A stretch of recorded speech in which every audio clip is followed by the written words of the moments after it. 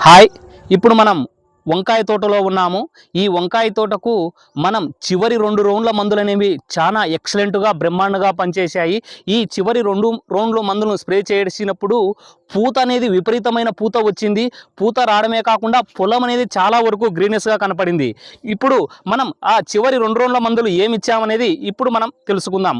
మొదటి రౌండ్‌లో doctor band IAL వారిది సెన్వా మరియు ఐఏఎల్ది హెర్క్లస్ అనే ఈ 2 మందులు ఇచ్చాము. ఈ రెండు మందులను స్ప్రే చేసినప్పుడు చేను అనేది విపరీతమైన పూత ఈ పొలంలో కనిపిస్తుంది. మరియు ఇది స్ప్రే చేసినప్పుడు పొలం మొత్తం చాలా గ్రీనెస్గా ఉంది. కనుక ఈ హెర్క్లస్ సెన్వా స్ప్రే చేయడం వల్ల పొలం అనేది చాలా వరకు పురుగు పోవడమే కాకుండా గ్రీనెస్గా ఉంది. మరొక రౌండ్లో మనం ఇమామెట్ బెంజిటు, ప్రొపినోపాస్ సైపరు, మైక్రోన్యూట్రియన్స్ ఇచ్చాము. ఈ ప్రొపినోపాసు, ఇమామెట్ బెంజిటు మనం సెన్వా హెర్క్లస్లో మిగిలిపోయిన పురుగు అనేది ఈ మందులు స్ప్రే చేసినప్పుడు పురుగు మొత్తం పోయింది.